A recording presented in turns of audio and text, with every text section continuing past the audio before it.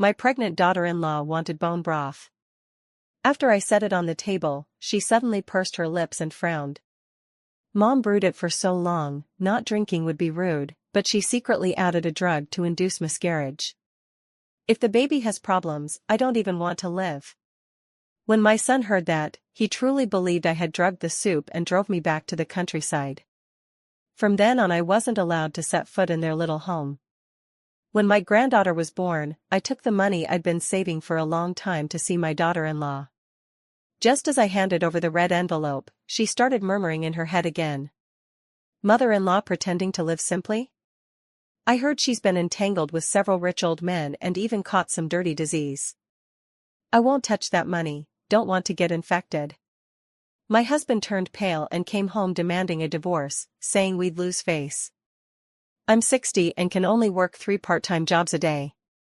In the 12th lunar month I fell on the snow and couldn't get up. Shivering, I called my son, and he too had been swayed by his wife's words. My mother-in-law is the best actress. I just took her for a checkup, nothing wrong. I spent money and effort on her, and she turns around and goes everywhere crying that her daughter-in-law is unfilial, that I won't treat her when she's sick.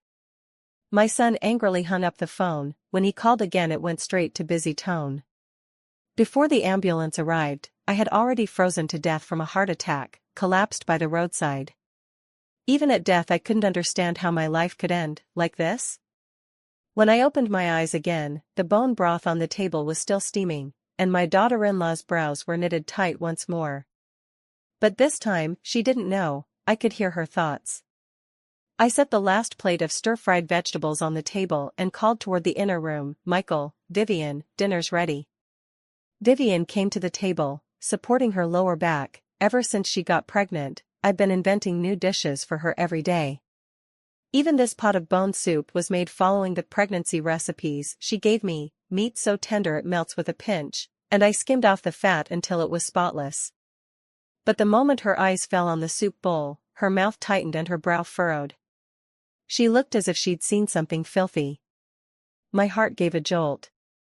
In my previous life, I stood by the clay pot for 4 hours, my hands blistered from the heat, just hoping she would drink a few more sips. I never realized that the daughter-in-law who had always been so affectionate toward me had already woven a lie in her heart, waiting to harm me. Sure enough, the next second, the daughter-in-law's thoughts pierced my ears. She simmered this for so long, not drinking would be rude, but she secretly added a sex-change potion. Yesterday I heard her on the phone saying she spent 5,000 yuan to find a master to turn the baby in her womb from a girl to a boy. What if drinking this causes a miscarriage? If the child is born with problems, or is neither male nor female, how could the child possibly live? Michael jumped up suddenly, his face as dark as the bottom of a pot, glaring at me.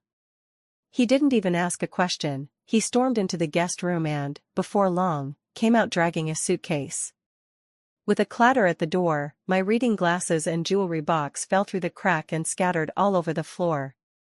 It had happened like this in my previous life too. Vivian, relying on thoughts only the family could hear, slandered and framed me in her mind. She convinced my son that I was foolish and superstitious, and to secure a grandson she even drugged me. In a rage, Michael drove me out and forbade me from setting foot in their little home again. I didn't dare ask questions, afraid that arguing with my son would upset my daughter-in-law and affect her pregnancy. At that time, I chose to endure silently, picked up the reading glasses from the floor, and found the lens cracked. I had planned to give Vivian the family jade bracelet after she had her baby, but it broke in two.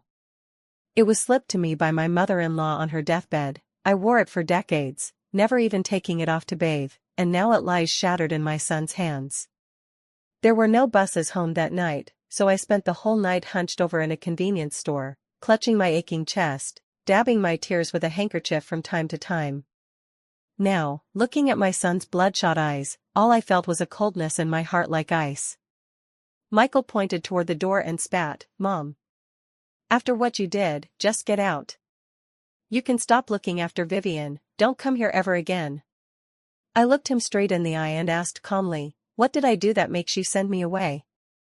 Michael froze for a moment, then sneered, "You still have the nerve to ask? You wanted a grandson, so you drugged my wife.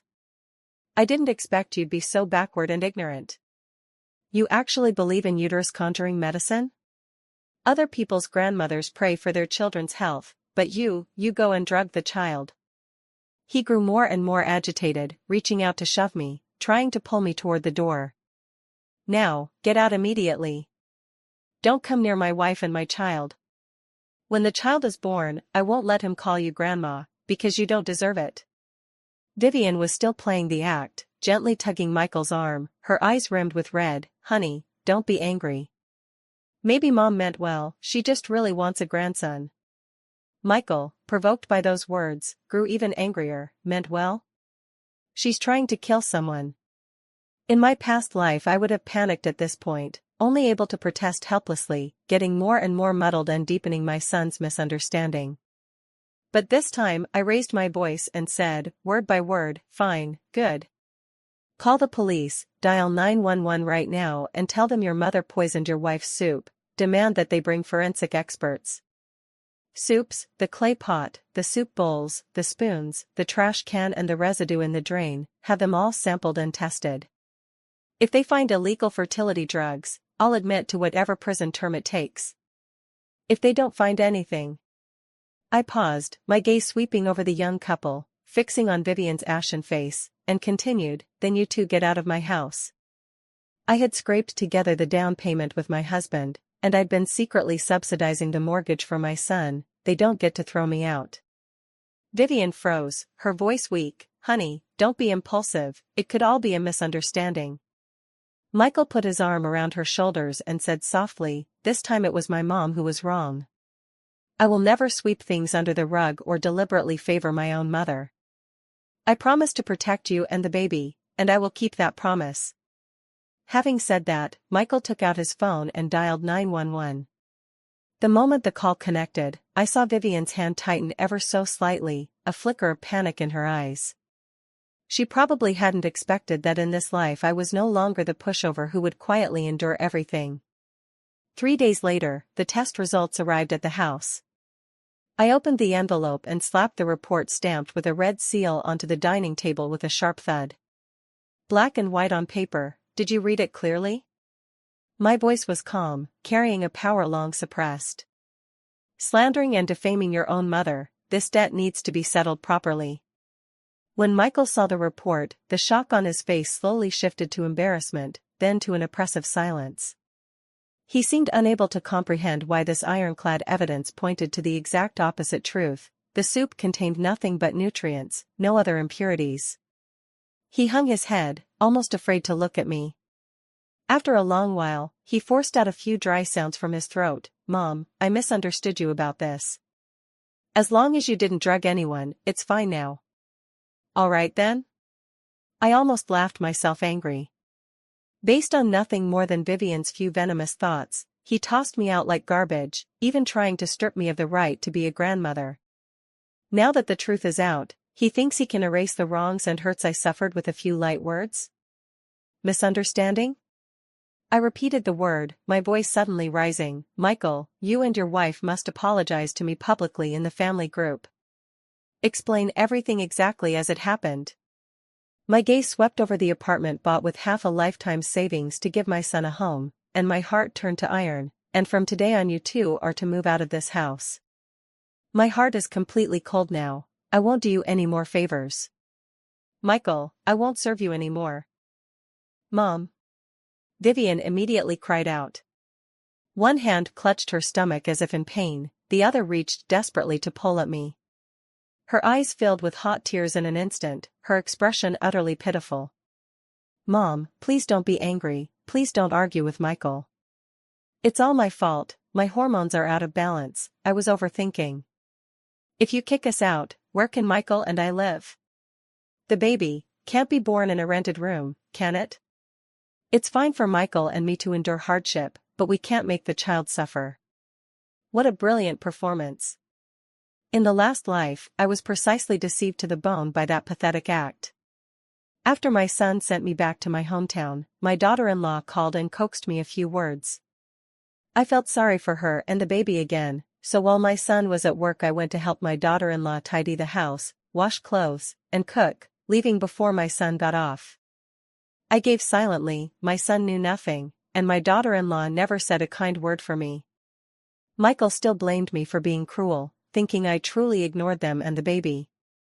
Now Vivian, word by word, is using the child as a bargaining chip, implying I'm heartless, forcing them to live in a rental, and wronging my grandson. But that trick no longer works on me. The pain of freezing to death in the snow last time is still vivid in my memory. Why not? I refused to back down, my voice as firm as a nail. Your father and I were working odd jobs and had Michael in a rental back then. Why can't you live in a rental? Mom. That's enough. Michael yelled at me. He couldn't stand Vivian being blamed for so much as a hair out of place. To him I was being aggressively confrontational. He shielded Vivian behind him as if I were some kind of monster, pointed his finger in my face and shouted, I'm your son. You owe me for buying our marital home. Yes. You paid the down payment and you make the mortgage payments. So what? Isn't a mother supposed to give everything for her son? Now you're making a big deal out of such a little misunderstanding and insisting on settling accounts. What's the point of that? Vivian is pregnant. There's your biological grandson in her belly. Do you even have a heart? The more he spoke, the more convinced he became that he was right. His temper flared completely. Vivian still tried to mediate, but Michael stopped her. He held his wife, soothing her with pained affection. Honey, don't beg her. She dared treat you like that today, I'll remember it. She won't look after our pregnant daughter-in-law. When she needs our daughter-in-law to support her in old age, you don't have to care. When she's lying in a hospital bed needing us, she'll regret it. By then, let her see how a lonely old woman manages on her own. No matter how she begs you, don't be soft. We don't even care about that lousy house. I'll make you 10 or 8 villas someday. Let her see, after leaving her, our life will only get better. Having said that, he stormed back into the bedroom to pack his bags. Michael, Mom was just saying those things in anger, she wouldn't really kick us out, don't take it seriously. Vivian followed him in, speaking cautiously, her tone full of panic. I stood in the doorway, feeling not a hint of expectation for my son, and coldly reminded him, don't bother packing. I buy your clothes every quarter, your wife has never bought you any, has she? Even her credit card I help pay off every month. Don't take her things either. These baby supplies are all unopened. If they can be returned, return them. If you need anything, buy it yourselves. Michael froze in his movements, and after a long moment slowly rose. He glared at me with ferocity, full of hatred. His fists clenched, he didn't swing at me, but he viciously kicked the suitcase. Vivian, let's go, he said, supporting his wife as they headed out, and with a loud slam he forcefully shut the front door. A few minutes later, Michael posted a statement in the family group. Michael, from this moment on, sever mother-son relations with Ms. Grace. From now on, if she has any matters, don't contact me, it's none of my business. I expected to be bombarded with calls from relatives, my phone surely about to explode. To my surprise, everything was eerily calm. The next day, someone knocked at the front door. Michael, arms around Vivian, swaggered a glance at me, shoved me aside, and walked straight into the house. A whole crowd of relatives followed behind him. My eldest aunt, who usually got along with me best, grabbed my hand first and, with feigned affection, said, Grace, the younger generation doesn't know any better. As an elder, you shouldn't stoop to their level. The child's about to give birth, you can't really throw them out, can you? If you send them away, people will only laugh at you, old woman. I pulled my hand back and said firmly, I'm not afraid of being laughed at. I'm the one who gave them a place to live, I'm the one who put in money and effort. The one who cut off the mother-son relationship was Michael, why should I have to endure it? The old man had already settled himself in the middle of the sofa. He cleared his throat and said with authority, Michael is a male heir of our Gao family. If you don't support him now, aren't you afraid he will succeed later and really not recognize you as his mother? It's better to bow your head now than to have no one to look after you when you're old. The other relatives looked at me with expressions of incomprehension, clearly thinking I was the one at fault. I understand now. Yesterday Michael must have gone back to his hometown to tattle, twisting the facts and telling relatives how cruelly I drove my pregnant daughter-in-law out of the house. I calmly took out the test report and told them the whole story. Figure this out, my son falsely accused me of poisoning. If it weren't for the police clearing my name, right now he would be the one heartlessly trying to force his own mother out. And anyway, he's the one cutting ties now. I didn't push him. I married into the Gao family and moved away so many years ago. For Peter, for Michael, I gave my whole life. You all know better than anyone what kind of person I am. It's me whose heart is broken by being falsely accused by my son. My husband Peter frowned, cutting me off, his tone full of impatience. Old woman, why are you wasting time saying those things? No one cares about your past now. The most important thing is that Vivian is still carrying our Gao family's child. Apologize to the kids right now.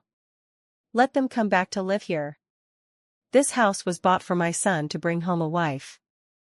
If you won't let him live here, who will? I was about to speak, but Vivian's inner voice came through at that moment. Of course Grandma wants to keep it for some outside man. If she kicks Michael and me out, she can bring her lover home. Everyone present changed expression instantly and turned their gazes toward me. Their looks were like poison needles, sending a chill through my whole body. Vivian kept thinking to herself, she lied to Grandpa to get him to work out of town, while she goes traveling with some rich old man. Look at those pictures, TSK, the way she dresses is downright improper. Michael only earns a few thousand a month, while she makes over 10,000 every month. Heaven knows where that money comes from, filthy. Poor father-in-law, kept in the dark. He thinks mother-in-law lives simply, but he has no idea how wild she's been. All these years she's been going to the hospital so often, she must have caught some dirty disease that can't be cured. Mother-in-law is deliberately keeping quiet. Is she trying to infect father-in-law, then pass it on to all of us? Make all the relatives sick like her. How vicious. Everyone's eyes flickered, carrying a stirred-up anger. In my past life, my daughter-in-law gave birth to a granddaughter. My partner and I went to the hospital to visit and handed her a red envelope with 10,000 yuan. It was money I had scrimped and saved, hoping to use it to make peace with my son and to be allowed to continue caring for my daughter-in-law during her confinement. But my daughter-in-law maliciously spread lies that I was having an affair with a rich old man, and claimed I had some filthy disease. My partner believed her and divorced me, not giving me a single cent. I have no pension, I'm past the age limit, and I can't even get hired as a cleaner. I can only work 3 part-time jobs a day to make ends meet. Every time I fall ill and call my ex, he just sneers, serves you right. Put up with it. Now Peter heard his daughter-in-law's true feelings, and he was so furious he trembled all over, pointing at me and shouting, "You, how dare you? Do something like this." He started rummaging around, grabbed a kitchen knife, and was about to slash at me. "You've ruined my reputation completely." Michael was so frightened he hurried to grab his father. "Dad. Calm down." All the relatives' faces changed. While holding Peter back, they whispered among themselves, looking at me with contempt and fear, as if I were the source of a plague. My eldest aunt rubbed the hand she had just taken from me on her blouse and snapped, "Grace. You were fooling around outside, weren't you? You wouldn't happen to have picked up some filthy disease like AIDS, would you? Don't you dare bring that on our family." Uncle tightened his grip on his cane and brought it down hard on the floor, glaring at my husband. "Peter. Your wife doesn't know how to behave. Our Gao family won't accept her. You must divorce her. Make her leave with nothing."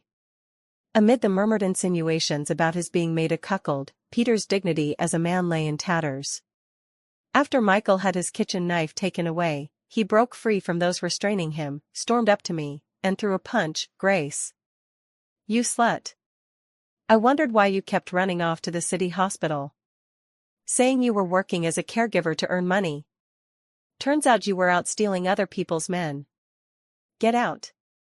Leave me with nothing." We're going to the civil affairs office to get a divorce right now. Get out. The instigator, Vivian, was nestled in Michael's arms, a barely perceptible arc of triumph tugging at her lips. In my previous life, after I was forced out with nothing, Vivian brought her parents and sister to live with us. Then she handed over the marital home to her family, coaxed Michael into selling his childhood house, and traded it for a slightly larger new place. She even tricked my husband into withdrawing his entire pension to help them move. In fact, once Vivian got pregnant, she urged my husband and me to move in and take care of her. The old family house would conveniently be empty and could serve as temporary lodging for her brother. Probably because I turned her down, she took it as a grudge and started plotting to drive me away. As for Peter, he never even got to sleep in the little room of the new house. Vivian sent him straight to a nursing home to wait for death. I said to Peter coldly, "If you want a divorce, fine. But we have to settle the assets properly. All these years you've spent your time playing cards and drinking. The only thing you've ever asked me for is money. You haven't contributed a cent to this family. This apartment and the house in my hometown don't have my name on the title deeds, true. But the down payment and the mortgage were all paid with my blood-earned money. I keep every single bank statement, transfer receipt and repayment record organized by date. I'm used to filing them away, and even receipts from 10 years ago are still here. Even if you take this to court, the judge will see through it. The ones who should leave empty-handed are you and your son." I had struck a raw nerve in Peter, his whole face contorted with fury. He hated, above all else in life, being called a man who lived off a woman. He wrenched himself free of Michael like an enraged beast, grabbed the ashtray from the table and hurled it at me. "I'll kill you, you lying bitch." "Mom." "Grace." Relatives cried in alarm, but nobody actually stepped in to stop him. I instinctively shut my eyes and turned aside, yet the anticipated pain never came. A steady, powerful hand wearing a white glove snatched Peter's wrist out of the air with pinpoint accuracy, clamping him like an iron vise so he could not move. "Sir, please remain calm." A deep, intimidating voice sounded. The once noisy living room fell silent in an instant. Before anyone knew it, 7 or 8 men in black suits had entered the house. On each of their left arms was a matching strip of black cloth. The man at their head bowed slightly to me amid everyone's stunned gazes, his manner flattering to the extreme. He handed me the document. "Ms. Grace, I am the chief legal counsel of the Wong Group. My surname is Chen. In accordance with Mr. Williams' will, and in gratitude for the years you spent caring for him at his bedside, you have been chosen as the beneficiary of his estate." The whole room fell into a deathly silence. Peter froze with the ashtray halfway up, forgetting to put it down. Michael's mouth hung open, his eyes nearly bulging out. The look of triumph on Vivian's face instantly froze, leaving only an incredulous, deathly pallor. Auntie stared fixedly at the equity certificate lawyer Chen had handed over. She was a retired accountant. Her Adam's apple bobbed as she murmured, "This document is real, I saw it when I was working." Uncle no longer had his former authority either. His fingers gripped the cane so hard the knuckles went white. The other relatives glanced at me furtively, their eyes hot and reddened, an envy that could not be hidden. The impoverished relative who should have remained like me suddenly shot to fame and fortune. They were unwilling to accept it, and there was a flicker of panic as if afraid I might hold a grudge. Lawyer Chen continued respectfully, "Mr. William held 42% of the shares in Chunwei Group, as well as a total of 17 properties at home and abroad, all of which you inherit alone. Furthermore, Mr. William specifically instructed that upon his death, the chairmanship of Chunwei Group's board of directors is to be assumed entirely by you. The group's global businesses in real estate, finance, and technology will henceforth be for you to decide. Here is a copy of the will and proof of the shareholdings, please review them." He turned sideways and indicated to a middle-aged man behind him holding a tablet and wearing a bank uniform. "This is the Vice President for Asia Pacific of Ruweixin Bank. He will arrange the seamless integration of your global assets." I froze where I stood, my heart pounding wildly in my chest. "Mr. William?"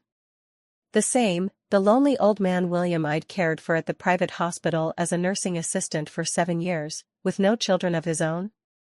When he was at his sickest, those nephews only thought about how to divide up his property, none of them stayed by his bedside. It was me who washed him every day, fed him, and kept him company. He said, "You are truer to me than my own family." One day he asked about my family. After I finished telling him, he only said I was a simple, wholehearted, foolish little sister. Before he went abroad for the operation, I saw him off at the plane. He squeezed my hand and said, "If I die on the operating table this time, I'll leave all my estate to you." I nodded and laughed it off, taking it as a joke.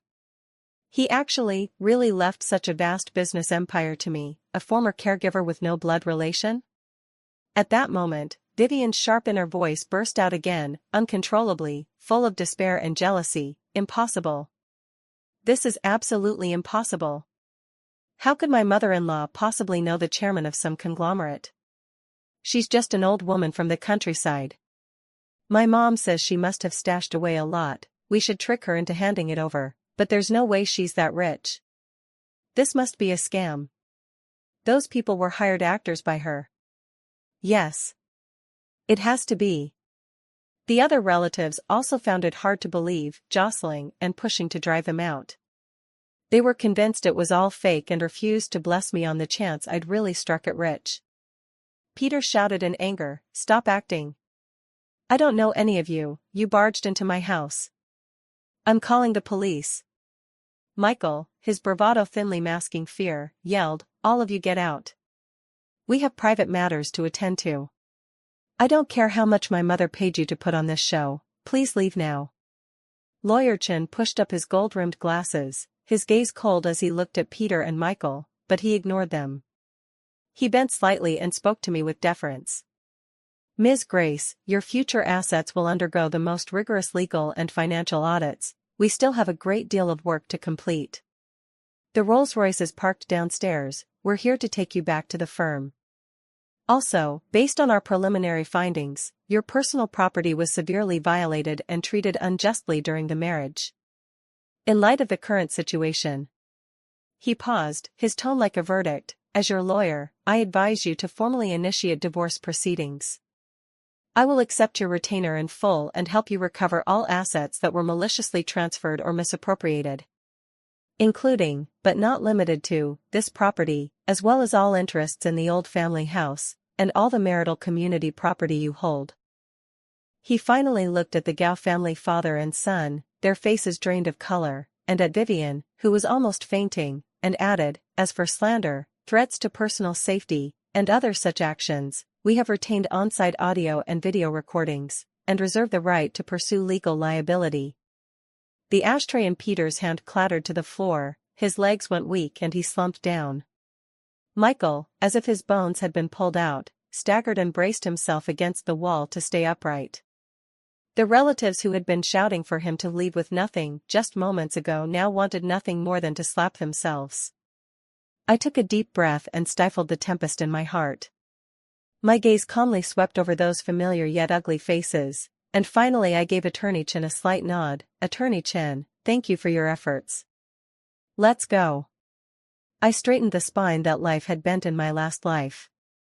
Surrounded by people, I walked out of this home full of betrayal and scheming. Sunlight poured over me, banishing the chill of my previous life. A brand new life belonging to Grace was only just beginning. And the good days for the Gao family's brood of leeches were coming to an end. After leaving with Attorney Chen's team, I moved into the top floor of a premier downtown apartment. Through the floor-to-ceiling windows, you could see the city's entire splendor.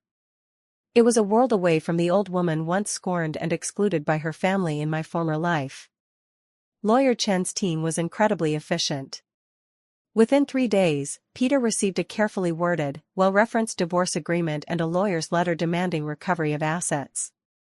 His bank deposits, the house in his hometown, even the retirement account he treated as his lifeline, all, because of the clear trail of my transfers over the years, were listed as marital property and ordered to be divided according to the law. Peter panicked completely. He couldn't find me, so he called me over and over. At first I would hang up immediately, later I simply changed my number and left everything in Lawyer Chen's hands. Peter finally cornered me at the old family house when I went back to collect my things. In the few days we hadn't seen each other, half his hair had gone white, deep bags sagged under his eyes, and the ferocity he'd shown when grabbing the kitchen knife was nowhere to be found. Grace. Grace, I was wrong. He lunged at me to grab my hand, his fingers barely brushed the hem of my clothes before a bodyguard yanked him away. He then plopped down on the floor, slapping his thigh and wailing, though there were scarcely any tears, clearly putting on a show for me. With a quavering voice he pleaded, "I'm an old fool." My ears were soft, I listened to that little bitch Vivian scheming. "After decades of marriage, you can't be this heartless to me. I'll treat you well from now on. You can manage all the money. I'll quit smoking and drinking, stay home with you every day. We'll live happily, please, will you?" I looked at that familiar yet alien face and felt not a ripple of emotion. The cold from the snow in my past life still seemed to seep into my bones. At that moment when I called him, barely clinging to life, I could only hear him say coldly, "If you want to die then hurry up and die, don't disturb my mahjong." I spoke calmly, "Peter, decades as husband and wife, I haven't enjoyed a single day of happiness with you, only endured decades of suffering. Our son wants to drive me away, and instead of helping me you poured salt in the wound and insisted I leave with nothing. Now that I have money, you come to talk about marital bonds?" I let out a cold laugh. "Our bond is thinner than paper, colder than snow. My lawyer will talk to you, there's nothing left to discuss between us."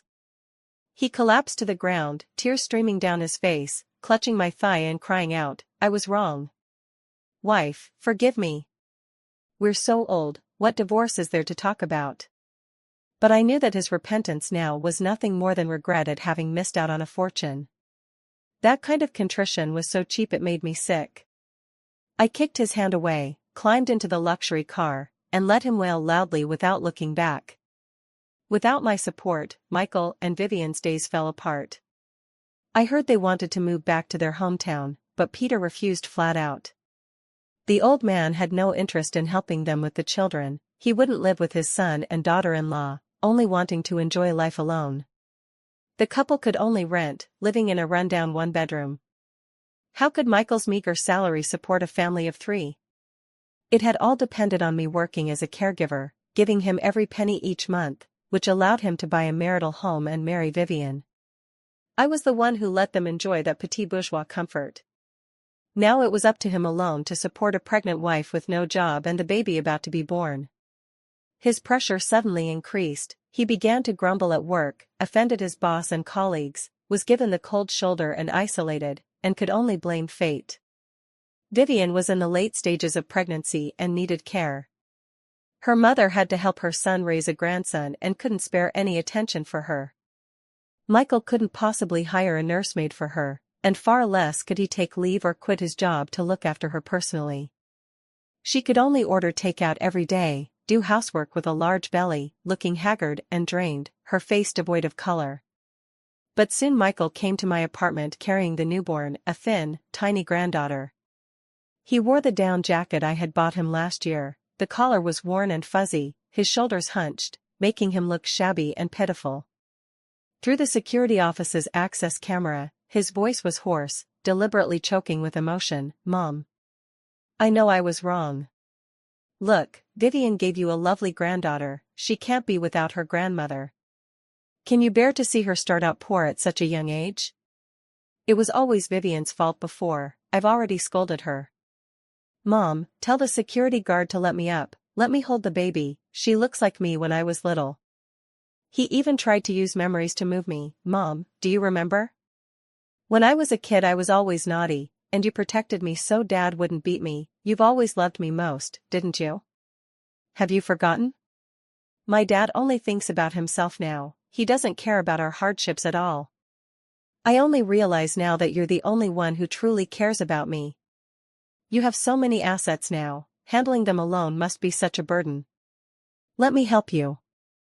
I'm your son, I would never harm you." I stood in front of the security monitor, watching the scheming written all over his face, and felt nothing but a cold, hollow disappointment.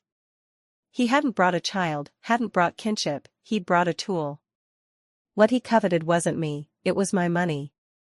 I spoke into the intercom with no warmth in my voice. Michael, from the moment you issued that declaration cutting ties, you ceased to have a mother. This child has nothing to do with me. You and your wife should take care of yourselves. When I finished, I instructed the guard to remove him and thoroughly blocked and deleted every way he could contact me. Unable to get anything out of me, Michael vented all his resentment on Vivian. According to lawyer Chen's report, after Michael was fired from the company he drank every day, and when he came home he would either beat or shout at Vivian. He called her a jinx, blaming her for wrecking his path to wealth. Vivian was still in her postpartum confinement. Not only did she have to care for a crying baby alone, she also had to endure her husband's violence, do heavy housework, and was physically and mentally exhausted. Finally, one night she collapsed from exhaustion and was rushed to the hospital for emergency treatment. I received a call from an unknown number after a corporate meeting. On the other end was Vivian's barely audible, tear-choked voice, "Mom. I was wrong. I really know I was wrong. Michael, he's not human. He used to dote on me, it was all an act. Now he beats me every day. He almost beat me to death. Mom, only you can save me now. For your granddaughter's sake, please help me. She is your only biological granddaughter after all. I will treat you like my own daughter, I'll take care of you from now on, the baby will be dutiful to you, you can enjoy family happiness. Mom. You can't be left without a single relative in your old age, can you?" Yet alongside her pitiful pleading there rang out once more her venomous inner voice, "That old bastard, what a resilient life. He actually became rich and powerful. I'm in this mess because of you. If you hadn't heartlessly abandoned us, Michael would never have treated me like this. Pretend to be pitiful to soften my heart, get me out of here to live with you. Better yet, give me a whole house to live in. And pay me a sum every month. Once I recover my health and tie you down with the child, won't all your money end up in my pocket? Once I trick all the assets into my hands. Then I'll kick you aside in one blow. Humph, once the money's in my hands, I'll abandon the child and run off alone to live it up. Who says I can't pick up some handsome men? Let that old witch and my useless husband go to hell." I listened quietly. When her performance was over, I spoke coldly, "Vivian, put away that act. I know exactly what's going on in your head. You think you're the victim? Every bit of the fate you met today was brought on by your own doing. Every time you slandered and hurt me, did you ever think it would come to this? You expect me to save you? So you can keep sucking my blood? And planning how you'll shove me aside later? Your schemes are really something. Let me tell you, you and my son are a perfect match by nature, locked together is best. Clean up your own mess, and don't come nauseating me again. And one more thing, don't you dare call me Mom anymore. You don't deserve it." After I finished speaking, I hung up immediately and dragged that number into the blacklist. The resentment I'd held for 2 lifetimes finally poured out of me in a rush. After dealing with all that distress, my life steadily improved. With the help of a professional team, I smoothly took over Chunhui Group. Although I didn't understand the technical side, I was good at reading people and making use of their talents. I was willing to entrust the group to capable young managers, and under my steady stewardship the business prospered. I also established a charitable foundation specifically to help those abandoned by their families, elderly people with no one to rely on and vulnerable women. Just like my former self who couldn't get up in the snow and had no one to answer a call for help. I don't want to see anyone again treating endurance as their only way to survive. Seeing those who had suffered similarly to me regain their lives because of my help, I felt an unprecedented sense of fulfillment and worth. In my spare time, I traveled to many places I had dreamed of in my youth but never set foot in. Around me were no longer blood-sucking relatives, but true like-minded friends and conscientious professionals. One warm, sunny afternoon, I sat in my garden, sipping black tea and reading the letters of thanks sent by the foundation. In the distance, several elder sisters were discussing plans for their next trip, their laughter bright and clear. I lifted my teacup and smiled slightly. Kindness should not be a reason to be oppressed, And those who persist in kindness and their principles will eventually receive gifts from fate. My ending should not be to freeze to death in the snow and wind, but to live comfortably under warm sunlight.